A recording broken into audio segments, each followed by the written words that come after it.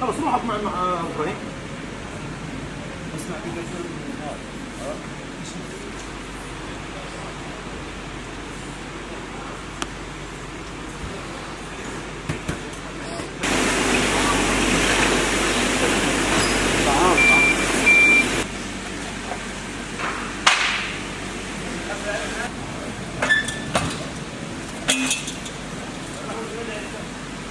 لا ما في نوم.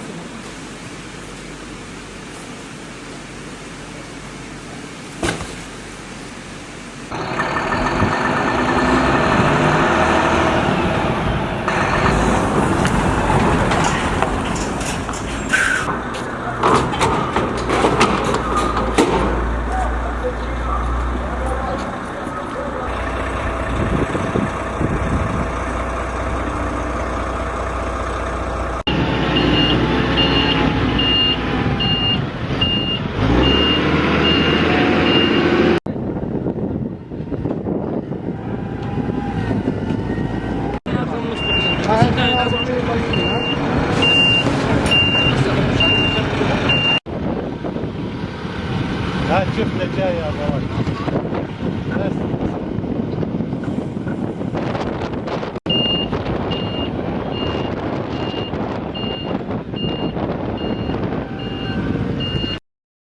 After the 14th of April, no one has managed to get medical assistance into the country, which is badly needed. This medical assistance will hopefully travel quite quickly from Port Sudan, delivered to the hospitals that are in most need. And that requires indeed a ceasefire that should be respected by both sides for us to be able, with our colleagues from the Sudanese Red Crescent, to deliver these items as quickly as we can to the hospitals. The World Health Organization has reported over 4,700 injured with almost 450 dead. And these require indeed medical assistance, but also require a strong and steady, but also a professional dead body management. After now more than 2 weeks with not much coming into the country, we're glad to say that we've managed to get to Port Sudan, to fly in from Amman with the help of the Jordanian Air Force. A medical contingent, basically consisting of war wounded kits and dressing kits, enough to treat 1,000 or stabilize 1,500 injured patients. The hope is indeed to get these materials as soon as possible to some of the most critically busy hospitals in the capitals. We are requesting more and more security guarantees to be able to do so. We've been saying since the beginning of the crisis that security basically is the main hindrance to any form of humanitarian assistance within the country, either in Khartoum or in Darfur. We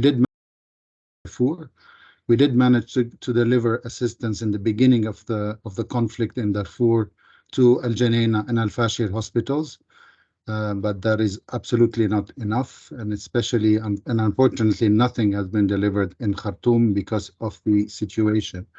And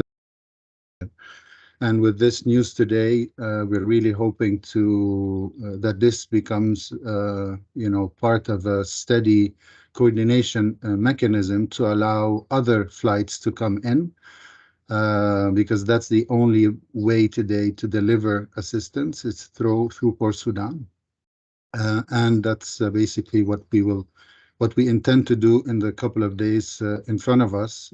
We have another team ready, another medical contingent ready to be flown into Sudan, and again hoping to get the right clearances with the right security guarantees to deliver these to the hospital. So assessment.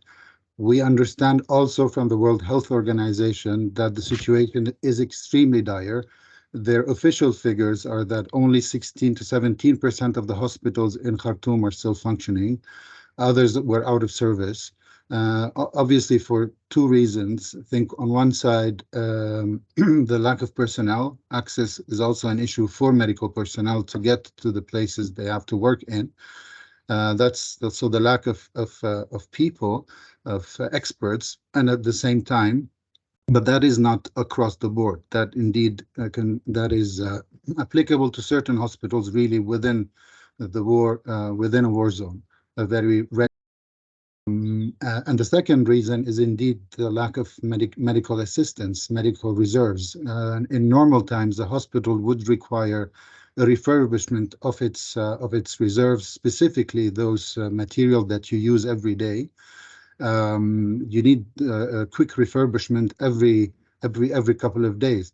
What would be indeed the situation in wartime when all the reserves are depleted quite quickly?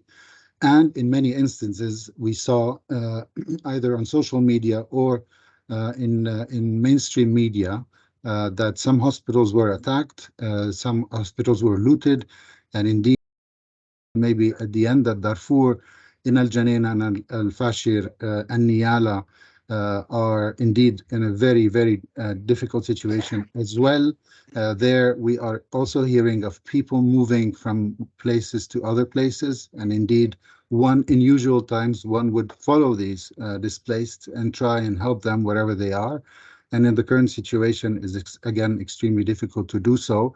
We are on the